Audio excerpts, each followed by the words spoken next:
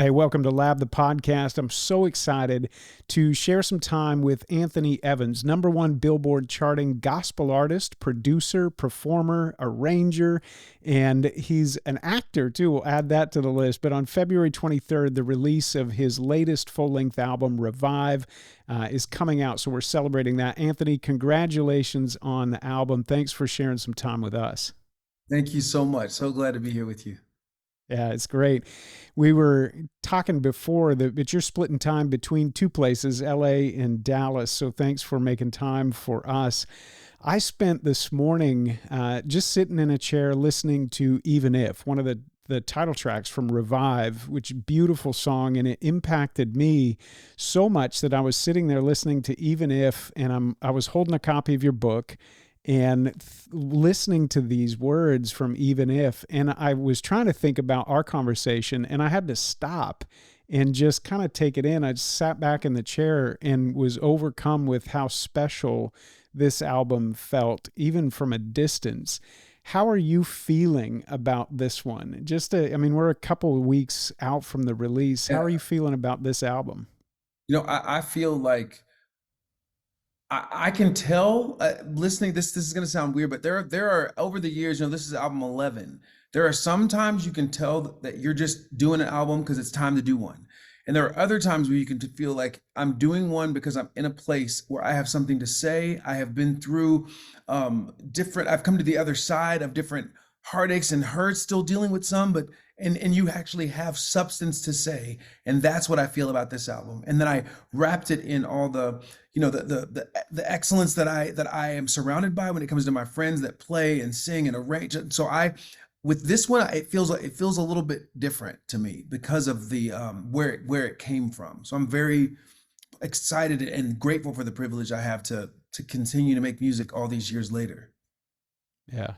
I feel what you're describing. In fact, almost when you were saying that, I was almost moved to tears, even just thinking about what I was feeling listening to Even If. And we'll talk about the other side. I have that actually written in my notes, the words other side. You can hear that come through, and it's really special. It's got a other quality to it. So we'll come back to that. But I have to ask you this, because when an album gets mixed and mastered and it comes to you, where do you listen for the first time when you want to hear it in its fullness? Do you put it on in the car because it's the best sound? Do you go to the studio to hear it for the first time? Where did you first listen to this one when it was finished? I do headphones first, car second, and then studio third. Yeah. Studio actually is kind of the top end of the bike because the first when you kind of wrap the song in general, you listen to the studio, but then when I get the mixes back, because most of the time it'll be in my headphones, like doing live for gym or whatever, and other times it'll be in the car, and then yeah, that's kind of the process in Yeah. general. Yeah. What's the first track on this one that you went to listen when they sent it to you? You went straight to. I think I went to 828 first, if I Yeah. remember correctly. Well, We Need a Miracle was done before. That was a song that released a while ago, but 828, when I got the full album, I went straight there because musically there's so much going on. And I love what the singers were doing. I love the message of the song. So I just kind of stayed there for a while. Yeah. Yeah. 828 is great. We'll come back to that one. Follow to, I love, there's horns that are happening and they come through. And I was like, man, this is a beautiful, musically, it's beautiful, beautiful. Your vocally, it's amazing, but musically, really wonderful. You've worked with all sorts of artists, Pharrell, DJ Khaled, Tori Kelly, Tyler, the Creator, all these different artists. For this project, is there a producer or a partner collaborator on this one that makes it extra special, that you got to, that somebody that said, I want to be a part of that one, that's extra What's special? What's special to me is it's a collaborative answer. I mean, this answer is not just one person. It is, I remember in my journal when I was 18 years old, writing down, God, at some point, will you please allow me the opportunity to travel and tour with friends of mine who are talented? And so the collaboration on this album is with these people who have toured with me for 17 years. Like, so they know me, they understand me, that when I say something, well, I don't have to say it. They just see my eyes do this and they're like, oh, he doesn't want that. He wants this right there. That there's something to be said for, you can't manufacture that. You cannot manufacture that kind of dynamic. So that's the most fun. And then there's a young man by the name of Daryl Walls, who is a monster singer. We did a movie together. We were in this movie together, and he said, "Yo, when you do your album, I want to help you with your vocals." And I thought, whatever, we're not going to talk again after this. But sure enough, he produced every vocal, and I've never had that much fun working on vocals because of the level that he was pulling me up to on every. I couldn't phone in anything. You know what I mean? Everything had to be intentional. So that's what I would say is just make an album with my friends. Yeah, it's good. I love getting to do this because I'll go back and I'll listen to the earliest music I can find from somebody, and then to kind of follow the journey in preparation for getting to do a conversation like this. And I can hear just there's a maturity that comes from everybody's voice just over time, but Right. there's something about your voice on this album that feels like you have gone to the other side. Like you as an artist, it feels like you're in a different space, even compared to what I was hearing from like 2019. So I want to go back to 2019, 2020. You released Altered. And I want to invite you just to kind of contrast the feeling, what you were feeling when you released that album. Tell us about that album and what you were feeling and experiencing at the release of that album compared to where you are today, both as just an artist and a person. Well, at around 2019, I think I was in this place, if I remember correctly, because my memory is short. I was in a place where I didn't have that much to say at that point. And the album's called Altered because I altered a bunch of songs that were speaking to me at that moment, like literally altered them. But I was at this place, I spelled it Altared because I was like at this place where I was like, God, please give me something. And I don't mean just for the public and singing. I mean, my heart does not feel like a lot, like I need you more. I need more of you in that scenario. And I didn't know that I was begging for more of God right before I was going to go into the most tragic years in our family's history. Super wild. I just felt like, God, I need help. Something's off. And we obviously went into a crazy time with our personal family, and then right after that, a crazy time corporately in the world. It was just, I, yeah, that at that point, I was just kind of not feeling like I had a message. So I sang songs that were moving me at that time, and altered them. Yeah. Yeah, it's Yeah. great. If you go to Spotify, if you're listening to this, I would encourage you. Obviously, Revive's coming out on the 23rd of February, so I want you to get that. But do go back and listen in its entirety to Altered, because something really beautiful is happening, I think, in that album and through what you were doing. Again, ahead of what you were about to enter into. I want to circle on that for a second because I was listening. Fighting for Us jumped out to me when I was listening all the way through, and it was like you entered like a different space when when I was hearing Fighting for Us, and there's like a strength in that song, but also that exhaustion that comes through when you're like, I don't have it and you're fighting for us. Yeah. I was listening to that, and as I was listening, I immediately jumped back over to 828. And that's where I could hear, I was like, okay, this guy's on the other side. He Yeah. truly is. He was singing Fighting for Us. And I could hear that exhaustion and like that pleading for God. And then I Hmm. hear this is a different side of things on Yeah. 828. There's like a joy that's a different level. Can you kind of take us through the contrast between those two places? 'Cause I think people listening, right? Some people are in that Fighting for Us and they're like, I want to believe there's an 828 side of this, but I don't feel that yet. And you've kind of traveled that whole journey. And yeah, I love that you felt that because you felt that correctly. Like I love that you're actually one of the only people who's ever like tied those two songs together. I mean, I guess the world hasn't heard 828 yet, but just like, wait a minute, what's going on here? And that's what it was. Fighting for Us was me reminding myself and the listener that even in your exhaustion, he's fighting for you. But I had not seen the other side of it, and I didn't know that when I recorded Fighting for Us, the first time I sang it live was in front of my mom and dad at a convention where my dad got inducted into the Hall of Fame for theologians. And that was also the night that my mom told us that she had terminal cancer. So I was singing Fighting for Us over her. And then they took us upstairs to tell us that she wasn't going to live past this year. And it was the worst. I mean, that song became synonymous with that moment. My mom played that song. I sang that in her ear as she took her final breaths because I would walk in the house and hear her listening to that song while she was dealing with all kinds of no answers from the doctors, we're begging God to heal her. It's not happening. So you heard that song right. I recorded it before all that happened, but it still was in this place of like, God help. For me, fast forward through all this tragedy, for me to be still in my right mind, much less someone who loves ministry and loves the Lord and has seen him work in spite of all this loss and heartache, that is why I can sing 828 in a different way. This verse is no longer anecdotal and like all things will work together for good, like figuratively. No, I have seen him take loss and heartbreak. And although I want my mom right here sitting next to me in this interview, he has taken that loss and somehow turned it into something good inside of me. And it boggles my mind. So when you hear me sing that song with such passion and zeal, I mean it because I've experienced it. This is not like Tony Evans' kid saying some Bible verses. No, I have experienced God's faithfulness at a different level. And although, again, I want my mom right here, he has given me a peace that passes all understanding. And when you experience that all these verses hit different. When you experience like him working things together for good, or Ephesians 3:20 and 8:28, the bridge of that song is Ephesians 3:20. Now to him who was able to do exceedingly abundantly more than we could ask or imagine, according to the power that was in us. I didn't realize the power that was in me all these years because I never had to access it. I never had to fully access it because I was living this insulated Christian life and never had to go, wait a minute, there is something alive in me and I have to access it at this point. Anyway, I just, that's kind of a soapbox moment, but I have experienced it at a different level. And you are right. Revive, the album has come from me experiencing him at a different level, and that reviving my heart, my soul, my emotions, my mind, all the above.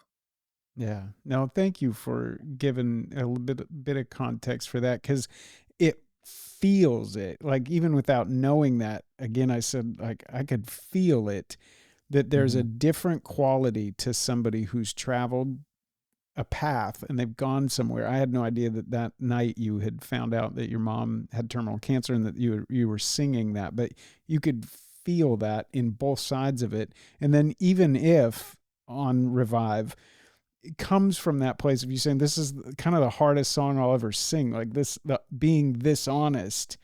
And Mhm. I think that's another beautiful place that I think that's why I listen to it over and over and over, because you just are giving voice to, I think, what many of us feel and we want to be able to say, but some of us who haven't maybe traveled the deepest valley maybe that you've been through, or a valley with the depth that you've traveled it, go, I wonder if I'll be able to sing that. Right. Yeah. And it's Yeah. really encouraging to hear you sing it in such an honest way. So Yeah, and I can tell you that you can sing it.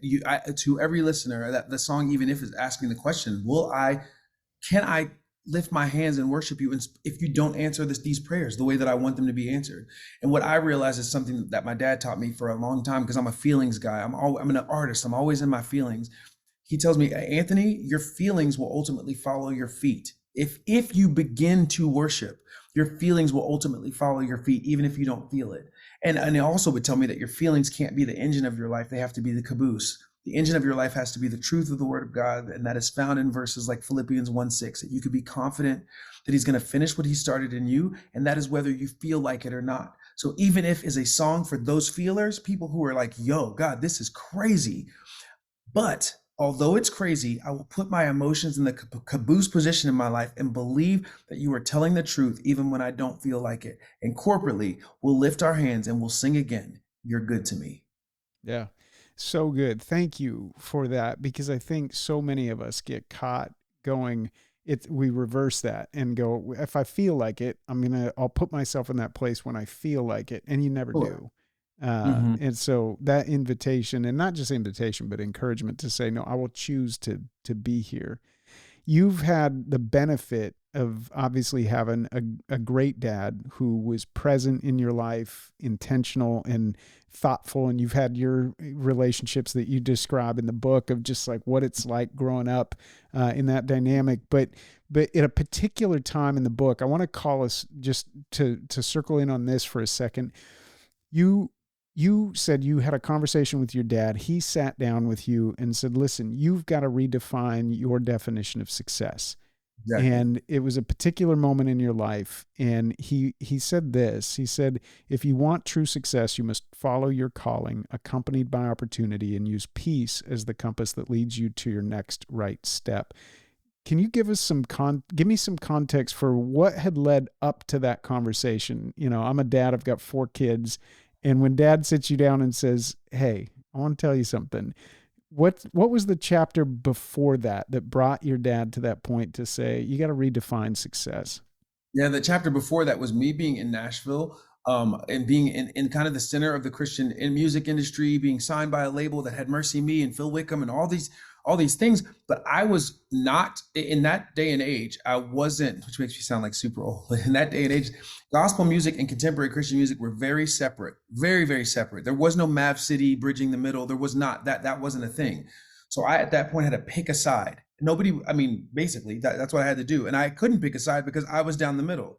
So I was like, Dad, I feel crazy because I'm not gonna, it's not gonna work unless I kind of compromise this way, or it's not gonna work unless I try to be fully, it's not gonna work. And he could feel me getting revved up, trying to fit in this industry. And he was like, hey, first of all, Anthony, a few things. God said he's coming back for his church, not for his industry. So you're supposed to be making music and do it, because for some reason you're saying the music is not going to work, but you are every weekend of your life singing at a church. Like you are being asked to come and do that live. And that's what you need to be focused on. And then overarching, he could just tell that I was stirred up. And then he said what you just said. He's like, you have to redefine what success is, because if you have a number one song that was based on you compromising yourself, one, you're going to have to go sing that song for the rest of your life and be like, this is my compromise song that was huge. And you're going to have to sing that for the rest of your life. And then after you get that royalty check for that, from those songs, you cannot go write a check for peace. So Mm. peace has to be your barometer. Peace has to be your compass, because success based on you being disingenuine and to yourself and what God's called you to do is not success. That is a westernized American definition of success, which will have you miserable, and a bigger home will only make your cries echo louder. Yeah. That's not your objective. So that's what I get for having Tony Evans as a dad. Yeah. Well, I mean, it's great like to be in that tension of the conversation, but it's Yeah. hard to walk it out because you can hear a dad say that and you can go, okay, great, dad, you're Tony Evans and you're heading, so great for you. But I've got to now discern that. How did you, now having traveled a bit of that path, he says that he moves on and you have to make a decision. Do I move? Do I go back? Like how did you discern that calling? Because he says the first thing you have to do is follow your calling. How did you get to the point where you said, okay, I've got clarity on my particular calling? I started to with the redefinition. I was like, what do you currently have opportunities to do? What do you like you mentioned this? What do you currently have opportunities to do? Is that accompanied by with peace? And are you doing what you're gifted at? Like, you have opportunities to do something that you're gifted at, and it's accompanied by peace. And when I started to pursue those opportunities and live in those and walk in those, it created a ministry, a career, a relationships in my life that were all based out of a place of me being authentic and vulnerable. And and when you have something based out of authenticity, and that's when you start to build something. When you build on a foundation like that, it's a sturdy foundation, and you get to build something that you're comfortable in. And that's what it is. I still to this day don't have a shelf full of awards, but I don't care. I promise you, like, I don't care, because the awards would have been based on me being disingenuous to myself, which is that's not an award. You know what I mean? Like, that's not, I don't want to be awarded for that. So Yeah. at this, that's what I started doing all these years ago. And actually, just a little caveat there is, in those years of me being kind of like, I'm nothing's happening, nobody's supporting me, I'm in this world by myself. I was gaining skills that I didn't even realize I'd be using now. I didn't realize it. When it comes to the buses and the trucks and the lights and the production and the scheduling, I did not know that all of that was God putting me in a position now to where I get to produce all of our family's events and all of our life. If I didn't have that hardship a decade ago, 15 years ago, if I didn't have that hardship, I would not be in the place of being able to bring my family together the way that I am. I'd be like, I don't know how to do that. We got to find somebody, but I know how to do that. So God was in that setback, he was setting me up for for a wish of my mother's. My mother said to me, I want y'all all together. And because of those setback years, I got to pull us together and do that through a production company I have that's birthed out of projection. Yeah. Uh, That's how he works. That's 828. yes. It's so good. Like, I love that we get to have this conversation because, again, you can hear it in your music. And I know it when you know it when you hear it. And so we get this invitation to hear this new album and listen to this and have a conversation. And I put the album on and I start listening to these songs and the music. And right away, there was a genuineness and an authenticity to you and to the words and even the emphasis on certain words. I was like, yes, yes. Uh, And then an otherness to the worship quality, like a unapologetically just very comfortable in that sacred space, but with no division, right, between one and the other. It was just like you fully occupying who God's made you to be. And I heard it through Brooke Lidgertwood. I got to talk to her. She has that quality too, that other, like Great. Yeah. another level, but very, just like a very genuine, very honest, very wonderful person. But when she Yeah. steps into that music, there's an otherness to it. And that same genuineness, but otherness, you've got that. It's so cool to hear. Thank you And very much. as I was reading through your book, I was hearing this tension of like, it took a while for you to feel that kind of comfortable in that calling. And Absolutely. I was riding my bike today and I thought, I wonder if it takes longer when you are nested within a family with so many giftings, so many, I mean, you got siblings who are talented. Everybody's got these callings and these powerful things that God's opening doors for them to do.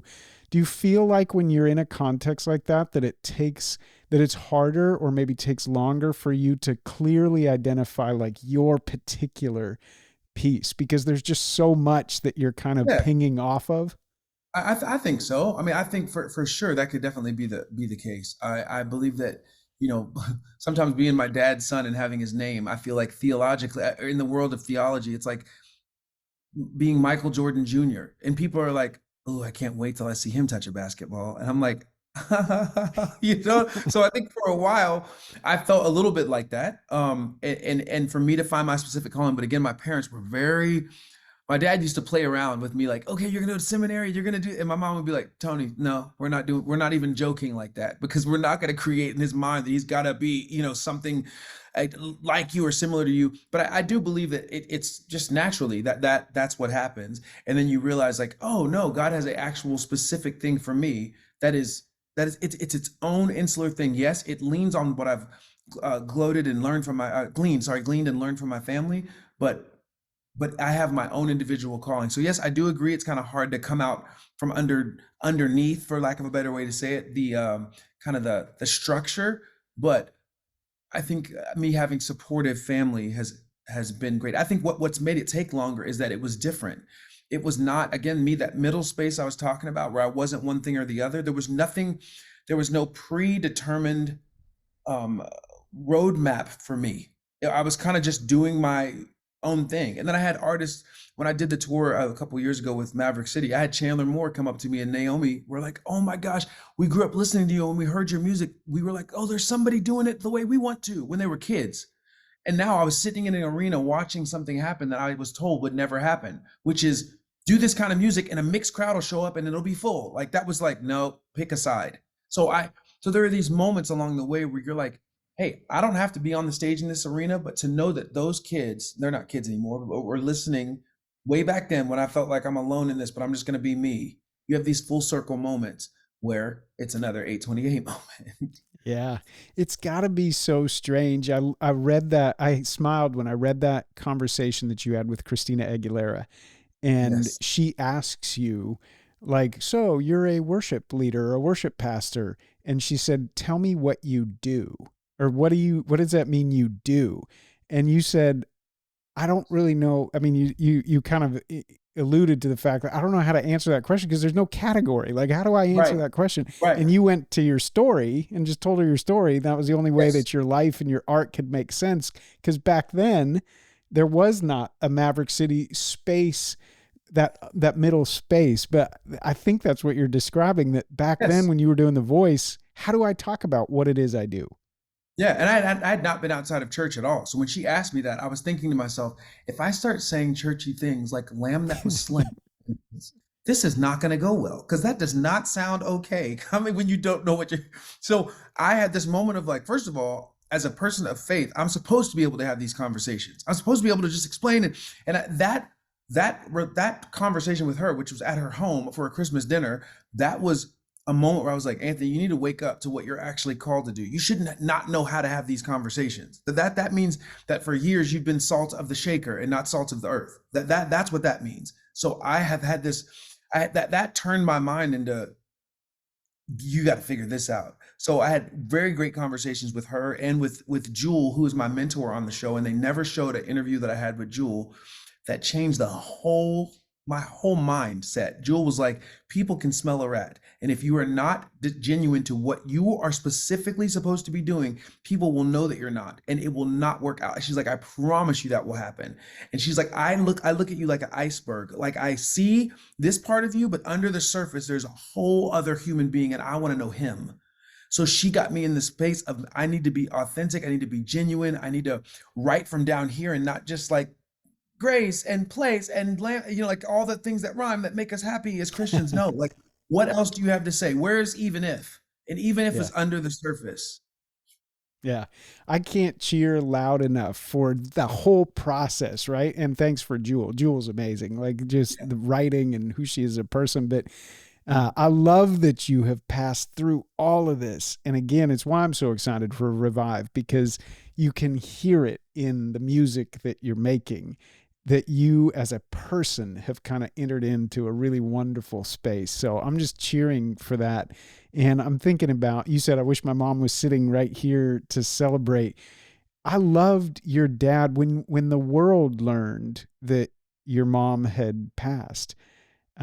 Your dad shared that in just like the most elegant and beautiful, but also strange to the world way. He said that she had transitioned, and for the first time, she was watching a sunrise from heaven, Yeah. and it was such a beautiful, just strange, like through tears, but with joy. And Hmm. you're sitting here going, I know my mom is still with me in some way. Like I don't have her physically with me, but she's left such a mark on your life. How did she shape you as an artist and a person? Like, what do you think if you just got to say, like, obviously my dad is my dad, and a lot of people know my dad and his voice, but this is my mom's imprint on my life. What would you say? I would say that when I was a kid, she said, Anthony, your tone is what is going to, like, you have a very unique tone. She always would say that. Don't try to be like anybody else. Your tone is what makes you different. Like who you actually are without trying to be more that's what's actually gonna. So now when I try to relax into myself, I remember my mom saying, it's your tone like musically, like literally musically. Then also she told me one time, she said, you cannot run from yourself. So that sounds so generic, but I was so busy on the inside, and she's like, you need to settle into you, and that's when your everything will take shape, when you settle into you and stop trying to like busy yourself.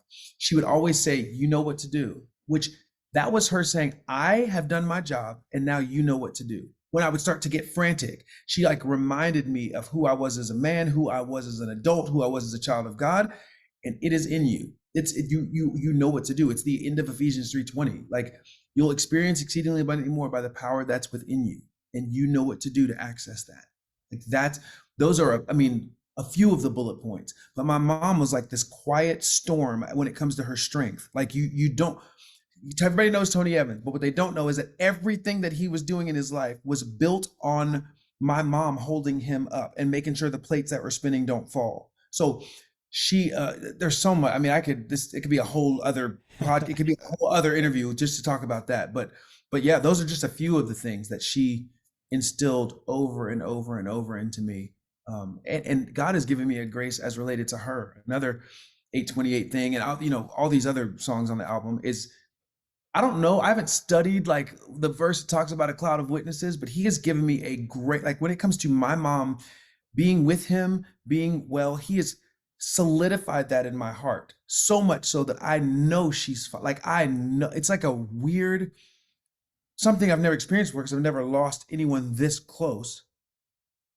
But God, it's like I'm like, did my mom go, hey, can you give him like an extra dose of grace or something? Because he is my emotional kid. He needs an extra. I'm okay, and he's Yeah. given me that, Yeah. which I never thought that I would have. So that's random, but I just No. Yeah, I'm so glad you said it. I'm thinking about my wife and I have some really good friends who lost a daughter recently, and they're still in the grief process with that loss. And I think even just you saying that is there's another dimension to the way we grieve and the hope that we feel. And it's hard to put words around it, but you did it well there with saying, I just know that there's a way God has given me a grace to know that she is good and with yeah. him and I'm with him and her. It's that union. There's a mystery and ineffable, like these things that we go, I don't know how to describe it, but when somebody shares it, we go, yeah, I feel what you're feeling too. So I'm glad you went there. Thank you. Yeah. I want to be careful with your time, but Revive is coming out on February 23rd.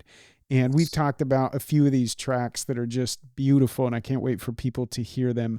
For you personally, I know every artist has this, but there's a song I know on that album where you made a choice musically, or you took a risk and you said, let's do this, and you can't wait to share it. What's one track on there that maybe people can listen to when they download the album, they go get it, and they can go, I heard him say, like, listen for this, because we made a choice to do this or to include this on a particular song that you're really excited for people to get to hear? You know what? The song that just comes to my mind right now is called "This Is My Thank You," and it's a song to my mom. So it wasn't about a musical. It wasn't about a musical choice. It was about a choice to write a song for my mom, but that honors all moms because her biggest desire was to make sure that the unseen mom that's doing the mundane every day, keeping her house together, but not being celebrated like she's the CFO of this home or the CEO, the COO of this home. She wanted to make sure that moms did not feel overlooked, ministry wives especially. And I wrote the song to her, but the lyrics are broad, and I want everybody to thank their mom while they can in face to face. And that song is the one where risks weren't taken musically. It's just straight ahead, beautiful with some of the best players I know in the world. But that's the one where I'm like, I want you to hear this, and I want, in honor of my mom, will you go and thank your mom for me right now? That's the song. I love it. Yeah, I can't wait. I can't wait for everybody to hear it. And what a great gift to give to moms, and for us to all just take the invitation to go thank them while we can. So the album comes out on the 23rd. As Yes. an artist right now, we can pre-order it, right? So Mhm. we love on this show to just think well about how we can support artists. So give us some quick bullet points to help. I know the algorithms and all the things, but we want to pre-order it. But what are some ways that people can just stay in the conversation? Because I know you're going to tour with it, and there's going to Mhm. be some live events. But give us a quick little snapshot of how people can support you as an artist and just be a part of this release on the 23rd. Well, yeah, you can, as you mentioned, you can pre-order the album or right now on Apple Music, or pre-save it on iTunes or Apple Music, and then it'll be available everywhere on February 23rd. And the biggest thing is if you love the music, just to share it. This in this day and age of social media and viral stuff, the whole traditional campaigns and all that stuff, that doesn't work. It's, did you do a great job, and are people into it, and are they going to share it with their friends? That's literally the bottom line. So I would love it if you love a song to be like, oh yeah, I remember he said, like, share this if you love it. That's really it. And there's no pressure, but again, you're sharing not just me and my music. It's a message that could help encourage a heart that that may not be willing to tell you that they need to hear it, but if they get it, they're going to listen and be like, wow. It's almost like sending songs is almost like greeting cards. Like, hey, I know you're having a hard time listening to this song called Even If, which is what you did today. Or you sent that song earlier. So that to me is more is how it works in this day and age. And then if you go to at Anthony Evans Jr. on any social platform, you'll kind of find out more. We're going to try to do a campaign around the Mother's Day song and kind of create a dynamic where people use that chorus to send their mom pictures of them, and like just create that almost like a audio greeting card kind of vibe with that. But that's really the gist of it.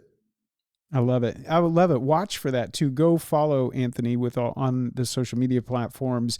Do the pre-order piece. But I love that you're doing that immersive invitation Yeah. around moms. So everybody participate in that. Those ways to participate together. I think artists are the way back to irrigate the desert, as Lewis would say, to being just a richer and fuller human experience. So thank you for giving us an opportunity to participate. And I'll just stamp that invitation from Anthony. Please share with everybody that you know, because not only the music is good and the message is good, but artists like Anthony, I just appreciate you. I appreciate even just your willingness to dialogue like this. So we need great artists in the world, and I can't wait for you to keep making music. This is like, what did you say, album 11? Yeah. Yeah, let's go. I think you're making some of the best music of your whole catalog. I think you're just at the beginning of some really beautiful stuff. So thank you so much for the time. Last question, because I got to ask, if you could ask people to pray for one thing for you in this stretch right before this release, how can everybody pray for you and pray for you just as a person as you prepare for whatever God has in store up ahead? Yeah, I the balance between doing ministry as a profession and your actual faith and your relationship with God just being pure in your faith, like that's just an honest thing. Like sometimes I don't want I'm trying to think of the most honest way to say this. I don't like sometimes that I'm a professional Christian. I don't like that. It's constant balance. It's constant balance. So for me, it's like the prayer, and thank you for asking, would be, God, please keep Anthony's heart pure in this. God, please keep Anthony leaning all the way toward the side of this being an overflow of his relationship with you and not thinking about metrics and all that stuff. Ugh, like that. Sometimes I wish I had a job in general market. So I'm a lawyer during the day, and at night, or in the morning, I get to have, Right. I'm not thinking about, but it's that balance. It to me, and I know that we all need it, but I really appreciate you asking. It's that balance, because you can get out of whack real quick. Yeah. Um, you take a day off of thinking about that balance, and you can be out of whack. So I appreciate you asking. Yeah, we'll do it. Everybody pray, follow Anthony's work, and share the album as it's coming out on the 23rd. But Anthony, thank you for all the life and beauty that you share with the world. We're super grateful, and we're super grateful for the time today. Thanks. Thank you so much. We'll talk to you soon. Really appreciate it.